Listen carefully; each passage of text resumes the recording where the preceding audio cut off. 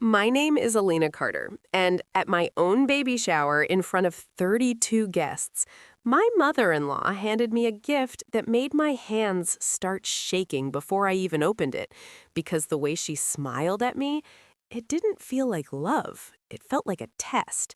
And I didn't realize in that moment that what was inside that box was about to turn everyone in that room against me, or that my husband's reaction would decide everything. Before I tell you what happened next, comment your country and subscribe, because this story still doesn't feel real even as I say it out loud. The room was glowing with soft pink and gold decorations, laughter floating between relatives, my friends taking photos, and for a moment, I let myself believe this day was about me and my baby, not about the quiet tension that had been building between me and my mother-in-law, Diane, ever since she found out I was pregnant just 3 months after the wedding. Because from the beginning, she never said it directly, but she made it clear she thought something didn't add up. The timing, the way I avoided certain questions, the way my husband, Daniel, kept brushing off her comments like they didn't matter. But I saw the way she looked at me when no one else was watching, like she was waiting for me to slip, like she already had a version of the truth in her head and was just waiting for proof. When she walked toward me with that gift bag, the room actually quieted a little, like people could feel something was off, even if they didn't know why. And she said, loud enough for everyone to hear, "I wanted to give you something meaningful, Elena, something that brings clarity to a family." And I remember forcing a smile, glancing at Daniel, expecting him to laugh it off or at least look confused. But he didn't. He just stood there watching, his expression unreadable, which made my chest tighten in a way I couldn't explain. And when I pulled the box out of the bag, my fingers felt numb, like my body already knew what my mind hadn't caught up to yet. And the second I saw the label on it, I froze, because there it was in bold letters, a DNA test kit, sitting in my hands while every single person in that room leaned in without breathing.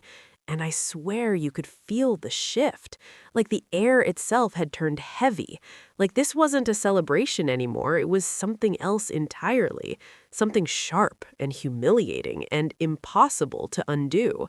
And Diane didn't even try to hide it. She just crossed her arms and said, "Now we can all be sure, right?" And a few people actually gasped. Someone dropped a glass somewhere behind me. But I couldn't look away from Daniel, because in that moment, nothing else mattered except what he was going to do.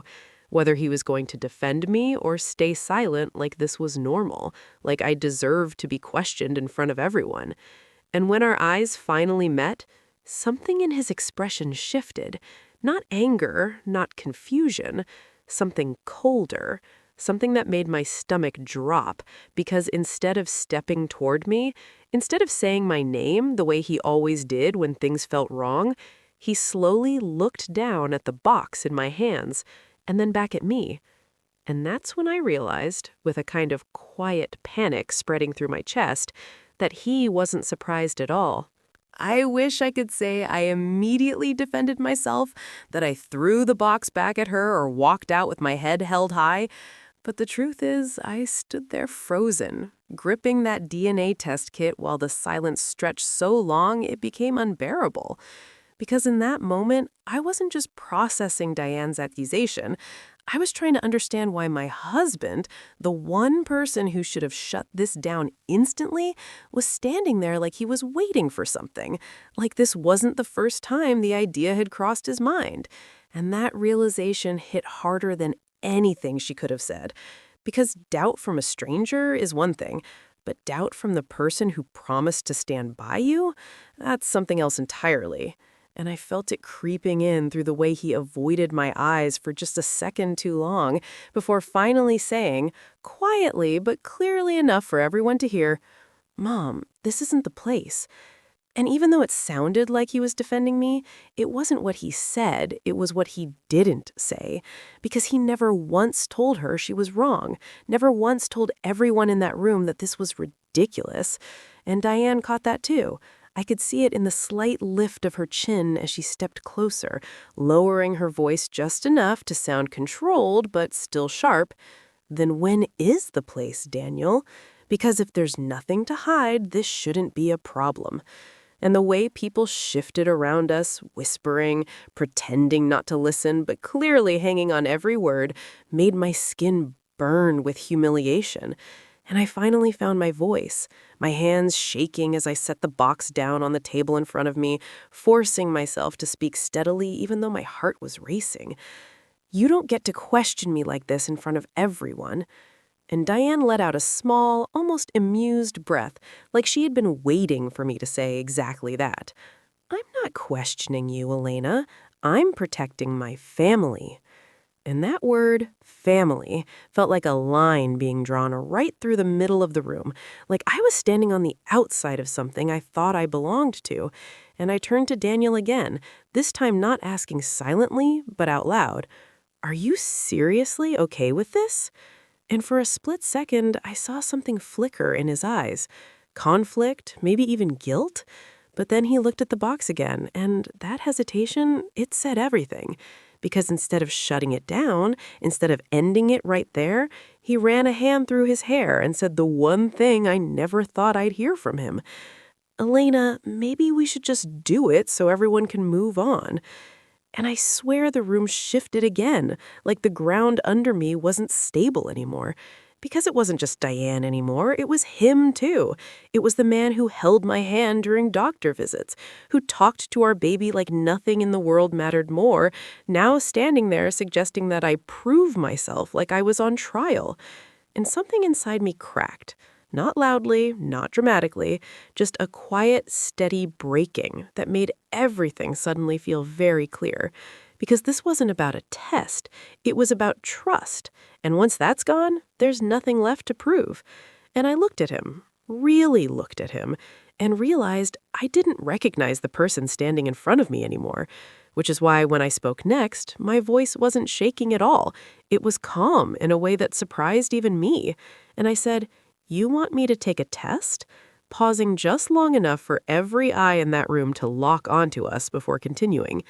"Then I think it's time I tell you something I should have told you weeks ago."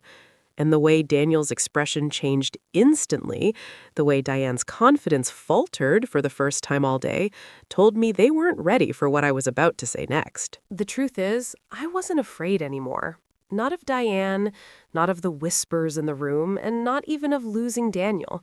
Because the moment he asked me to prove myself, something inside me had already let go. And I realized this wasn't a marriage I needed to fight for if trust could be replaced so easily with suspicion. So I looked straight at him and said, "I already took the test." And the reaction was immediate, a ripple of shock moving through the room as Diane's face went completely still, like she hadn't expected that, like for the first time she wasn't in control of the narrative she had created. And Daniel blinked, stepping closer to me, his voice dropping. "What are you talking about?"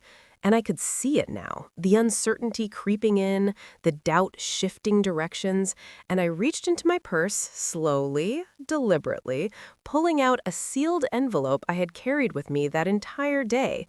Not because I planned this moment, but because a part of me had known it might come. A part of me had seen the signs weeks ago when Diane first started asking subtle questions and Daniel started avoiding direct answers. And I handed the envelope to him, my fingers steady, my voice even. "I took it 2 weeks ago, after your mother first suggested it behind my back." And the room fell into complete silence again, as he stared at the envelope like it weighed more than it should, like opening it would change something he wasn't ready to face. But he did, slowly, carefully, pulling out the paper while everyone watched, and I watched him, not the result, not anyone else. Just him, because this was the moment that mattered, the moment that would tell me everything I needed to know. And as his eyes scanned the page, I saw it happen. The shift, the realization, the way his shoulders dropped slightly, the way his grip tightened just enough to give him away. And then he looked up at me, his voice barely above a whisper. "It's mine."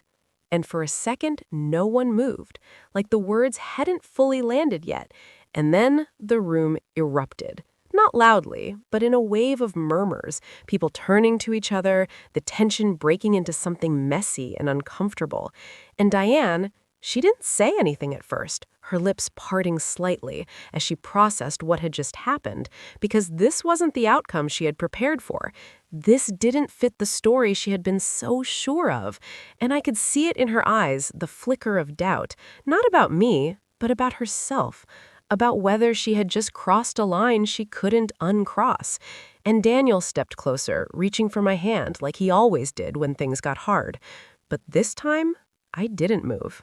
I didn't give him that comfort, because now it was his turn to feel the distance he had created, and I said quietly, so only he could hear, "You didn't trust me." And the weight of that sentence hit harder than any accusation his mother had made, because it was simple, undeniable, and true. And he didn't argue, didn't defend himself, just stood there with the paper in his hand like it couldn't fix what had already been broken. And that's when I turned back to the room, to the decorations, the half-finished drinks, the people who had come to celebrate something that no longer felt the same. And I realized that even though the truth was out, even though I had been proven right, nothing about this moment felt like a victory. Because some things don't go back to how they were once they've been questioned in front of everyone. And as I picked up my bag and walked toward the door, I heard Diane finally speak, her voice quieter now, uncertain. "Elena, wait." But I didn't stop, because for the first time that day, I wasn't trying to prove anything to anyone anymore. I was just choosing myself.